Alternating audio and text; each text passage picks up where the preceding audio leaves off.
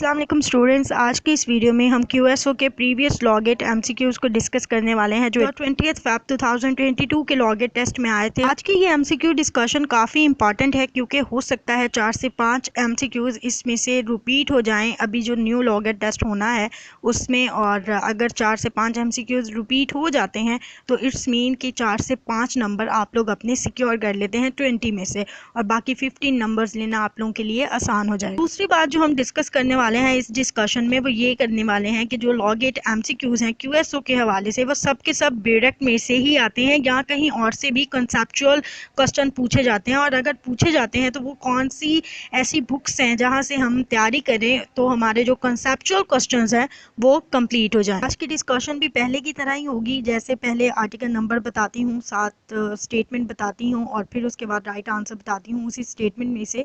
तो आज भी हम वैसे ही डिस्कस करने वाले हैं। QSO first question, confession before a police officer, और उन्होंने आगे क्वेश्चन मार्क दिया हुआ था, नीचे 4 ऑप्शन थे। सबसे पहले ये देखना है कि ये आर्टिकल कौन से में से आया है। ये आर्टिकल नंबर 38 में से आया है। आर्टिकल नंबर 38 की हेडिंग ही हमें इसका आंसर देती है नॉट टू बी प्रूव्ड।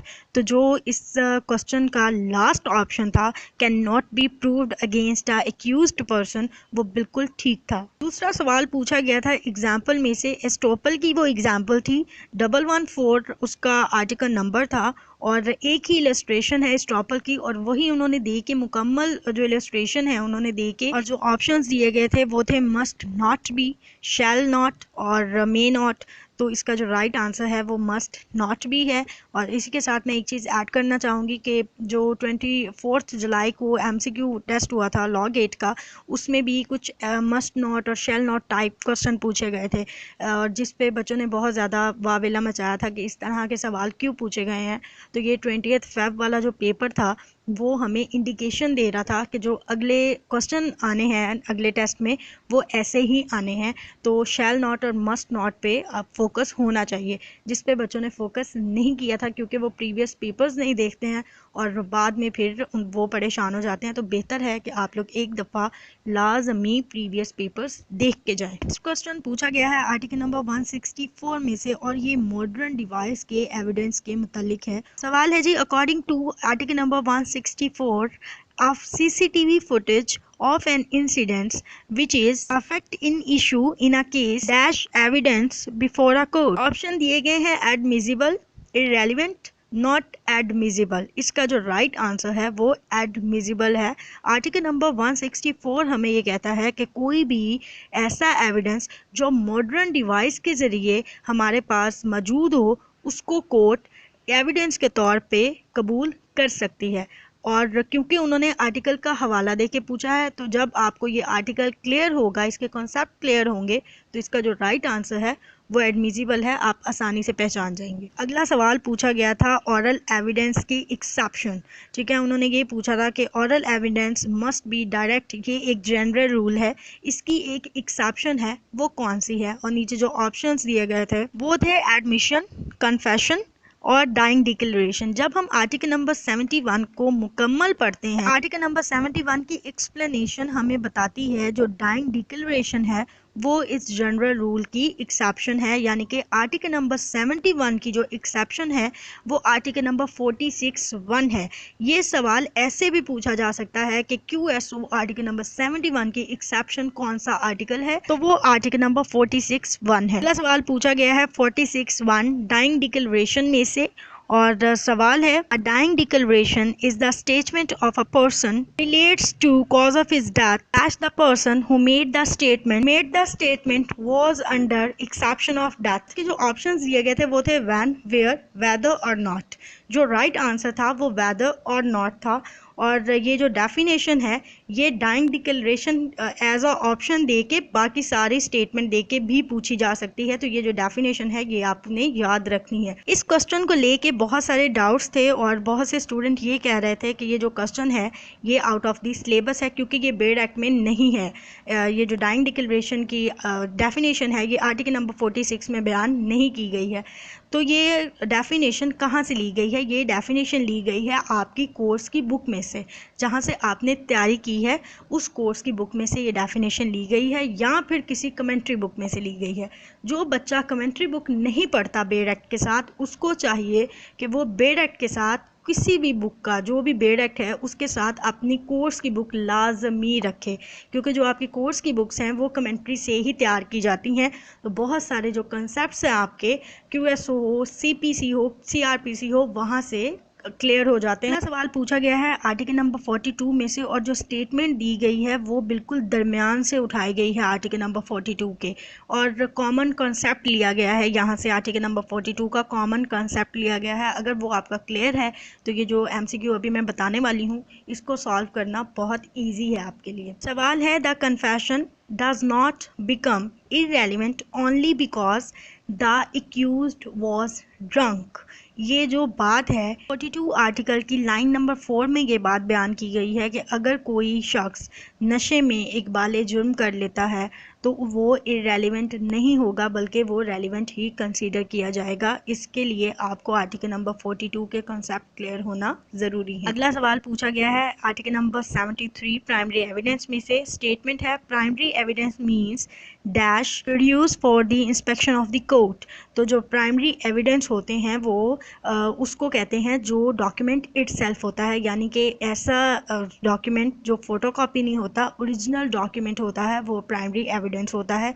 ये सवाल ऐसे भी पूछा जा सकता है, the document produce itself for inspection of the court is called primary evidence. अगला सवाल पूछा गया है इम्पीचिंग क्रेडिट ऑफ विटनेस में से, और 151 आर्टिकल है, और जो क्वेश्चन की स्टेटमेंट है वो है, the credit of a witness may be impeached by. इसका राइट आंसर है एडवर्स पार्टी और with the permission of the court the party who calls him. Witness की क्रेडिबिलिटी जब इम्पीच होती है तो एक तो उसको एडवर्स पार्टी इम्पीच करने की कोशिश करती है, दूसरा कभी कभी ऐसा होता है कि हमें खुद ही अंदाज़ा होता है हमारा जो विटनेस है वो बिका हुआ है, ठीक है, उसकी क्रेडिबिलिटी इम्पीच हो चुकी है, वो हमारी वाली साइड पे नहीं है, किसी दूसरी वाली पार्टी के साथ मिला हुआ, तो वहाँ पे हम उसकी क्रेडिबिलिटी को इम्पीच करने के लिए कोर्ट से परमिशन लेते हैं और फिर अपनी जरा मुकम्मल करते हैं। अगले सवाल की जो स्टेटमेंट है वो बेड एक्ट में मुझे नहीं मिली है, कन्फेशन में से, लेकिन कन्फेशन के हवाले से मैंने देखी है, उसमें तो नहीं है और मुझे नहीं पता कहाँ से ली है या खुद ही बनाई है उन्होंने। बहरहाल जो उसकी स्टेटमेंट है वो मैं पढ़ देती हूँ। Tahir and Haris jointly tried murdering Khawar. It is proved before a court that the Haris said, I and Haris murdered Khawar for money, and the court may consider this confession as a proof against Dash, and court may take into consideration confession as circumstances evidence against Dash। पहले मैं इस confusing statement को उर्दू में explain कर देती हूँ ताकि समझ आ जाए ये actually था क्या, इतना कुछ हुआ। ताहिर और हारिस ने मर्डर किया है खावर का, और बाद में जो हारिस है वो ये कन्फेस कर लेता है कि मैंने और ताहिर ने मिलके मनी के लिए खावर को मर्डर किया है। जो उन्होंने हमसे सवाल पूछा है, उन्होंने ये पूछा है कि ये जो कन्फेशन है ये किसके मुताल्लिक प्रूव हुई है और किसके खिलाफ ये सर्कमस्टेंशियल एविडेंस है। अब सोचने की बात ये है कि प्रूव कहाँ होता है, प्रूव वहाँ होता है जहाँ पे बंदा अपनी बात मान जाता है। हम कहते हैं सबूत हो गया, ये अपनी बात मान गया है, तो माना कौन है, वो हारिस माना है, और किसके खिलाफ माना है, वो ताहिर के खिलाफ माना है। तो इसका जो राइट आंसर होगा वो हारिस के खिलाफ ये प्रूव है, और सर्कमस्टेंशियल एविडेंस जो है वो ताहिर के खिलाफ है। अगला सवाल पूछा गया है आर्टिकल नंबर 48 में से, entries in books of account when relevant, और ये इलस्ट्रेशन दे के पूछा गया है। जो इलस्ट्रेशन है वो उन्होंने बेरेक्ट वाली नहीं ली है, ठीक है, उन्होंने अपने पास से एक इलस्ट्रेशन बनाई है या कहीं और से एक इलस्ट्रेशन उठाई है, कहीं से भी, और वो इलस्ट्रेशन एज अ स्टेटमेंट आपको क्वेश्चन में दी है उन्होंने, ठीक है। और अगर किसी का कॉन्सेप्ट क्लियर नहीं है इसके हवाले से तो उसको ये क्वेश्चन मुश्किल लग सकता है, लेकिन अगर आपका कॉन्सेप्ट क्लियर है तो फिर आप लोगों को बहुत आसानी हो जाएगी इसका आंसर बताने, क्योंकि इस क्वेश्चन की स्टेटमेंट काफ़ी लंबी हो जाएगी। अगर मैं मुकम्मल इंग्लिश पढ़ती हूँ तो मैं उर्दू में आसानी से आप लोगों को बता देती हूँ। बाकी आप जो इलस्ट्रेशन है वो आर्टिकल नंबर 48 की पढ़ लीजिएगा, सेम टू सेम है, बस नाम का फ़र्क है। उन्होंने पूछा है कि अहमद ने सारा को सू किया कि सारा ने उससे 10,000 रुपये उधार लिए थे, और अपनी स्टेटमेंट को प्रूव करने के लिए वो एक एंट्री बुक लेके आया जिसमें उसने ये बात लिखी थी। अब आप ये बताएं कि ये जो एंट्रीज बुक वो लेके आया है जहाँ पे ये लिखा है कि सारा ने उससे 10,000 रुपये उधार लिए थे, वो सफिशेंट प्रूव है या नहीं है, या फिर इरेलीवेंट है, या वो मुकम्मल तौर पे प्रूव हो सकता है कि नहीं हो सकता है। और जो इसका आंसर है वो है are relevant but not sufficient without other evidence. ठीक है, तो ये जो इस तरह की एंट्रीज होती हैं वो रेलिवेंट तो हैं लेकिन सफिशेंट नहीं है जब तक उसको साबित करने के लिए उसके साथ एक और प्रूफ ना हो। अगला सवाल पूछा गया है आर्टिकल नंबर 16 अकम्प्लेंस में से accomplice is unworthy credit thus his statement needs collaboration. जो अकम्प्लेंस है, शरीके जुर्म होता है, उसकी जो कही गई बात होती है वो तब तक मानने वाली नहीं होती जब तक वो उसका प्रूफ भी साथ ना दे, कोलैबोरेशन ना हो।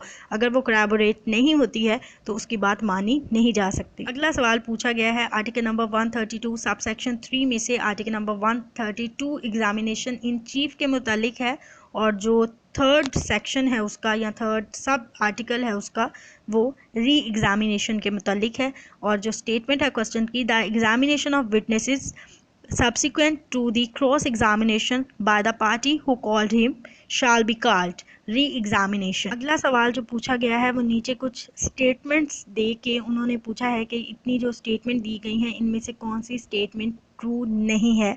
तो वो जो स्टेटमेंट ट्रू नहीं है वो है all confessions made under undue influence and be proved against the maker. ये जो स्टेटमेंट है ये बिल्कुल गलत है, क्योंकि कोई भी कन्फेशन जो ज़बरदस्ती या किसी प्रेशर के अंदर आके किसी शख्स से करवाई जाती है, इकबाल जुर्म करवाया जाता है, वो उसके खिलाफ एज अ प्रूफ इस्तेमाल नहीं हो सकती।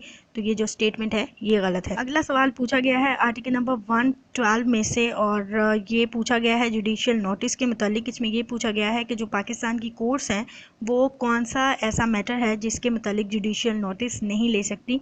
तो वो इन्वेस्टिगेशन की जो रिपोर्ट है, इन्वेस्टिगेशन ऑफिसर की जो रिपोर्ट है उसके मुतालिक पाकिस्तान की जो अदालतें हैं वो नोटिस नहीं ले सकती। अगला सवाल लिया गया है आर्टिकल नंबर 117 में से बर्डन ऑफ प्रूफ में से, और जो एग्जांपल है बर्डन ऑफ प्रूफ की उसको एज अ स्टेटमेंट दिया गया है क्वेश्चन में।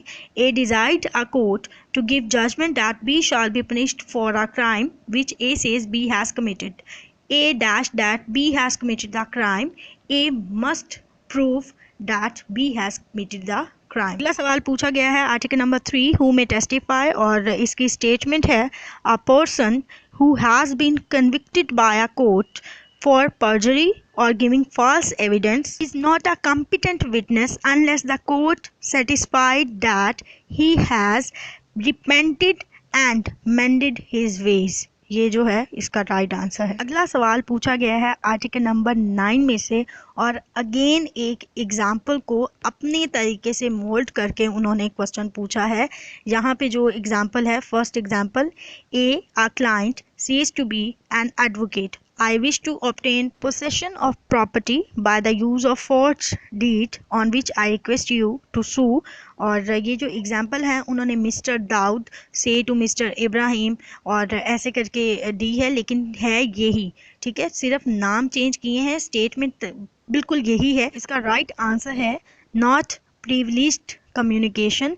ऐसी कम्युनिकेशन जिसमें किसी का नुकसान हो या जो है गैर कानूनी तरीके से कोई काम आपने करना हो वो प्रिविलेज्ड नहीं होती। अगला सवाल पूछा गया है आर्टिकल नंबर 85 पब्लिक डॉक्यूमेंट्स में से, और जो स्टेटमेंट्स हैं उनमें से ये बताना है कि कौन से पब्लिक डॉक्यूमेंट्स नहीं हैं। Registered memorandum between Faisal street private limited and Ali construction private limited. ये जो प्राइवेट डॉक्यूमेंट है ये खुद ही बता रहा है कि हम प्राइवेट हैं, और बाकी जो 3 है वो पब्लिक है। अगला सवाल पूछा गया है article number 68 previous bad character not relevant except in reply. Question statement है in criminal proceeding the fact that the accused person has a bad character is dash unless evidence has been given that he has a good character. तो यहाँ पे जो right answer है वो irrelevant है। अगला सवाल पूछा गया है आर्टिकल नंबर 45 में से और उसकी स्टेटमेंट है as per article number 45 of QSO admissions are, और इसका जो राइट आंसर है वो है not a conclusive proof of a matter admitted it but may operates as estoppel. ये QSO का लास्ट क्वेश्चन था और इस डिस्कशन का मतलब ये था कि आप लोगों को बताया जा सके ताकि आप लोगों को आइडिया हो सके कि जो HEC है अब कौन से पैटर्न पे पेपर्स बनाती है, और सेम इसी पैटर्न पे मिलता जुलता पैटर्न है जब उसने 24 जुलाई का पेपर बनाया है। ठीक है, तो अगर आप लोग 24 जुलाई और 20 फ़रवरी वाले पेपर को लेके एक दफ़ा पढ़ लेते हैं, उसके जो पैटर्न है उसको समझ लेते हैं, तो अगला आने वाला जो आपका एग्ज़ाम है उसके पैटर्न को समझना बहुत ईजी हो जाएगा। ठीक है, तो बेहतर है एक दफ़ा प्रीवियस पेपर्स लाजमी देख के जाएं। दूसरा, QSO में जो क्वेश्चन लिए जाते हैं वो जनरल कॉन्सेप्ट से लिए जाते हैं। ठीक है, जिस बच्चे के कॉन्सेप्ट क्लियर नहीं होते वो एक आम सा क्वेश्चन भी अटैम्प्ट नहीं कर सकता QSO में। उसके लिए करना आपने ये होता है कि जो बेड एक्ट है उसके साथ आपने अपनी कोर्स की बुक भी पढ़नी होती है ताकि आप लोगों के जो कॉन्सेप्ट हैं जो यहाँ से क्लियर नहीं होते वो वहाँ से क्लियर हो जाएं। इसी के साथ ही आज की डिस्कशन वाइंड अप होती है। उम्मीद है आप लोगों को समझ आई होगी।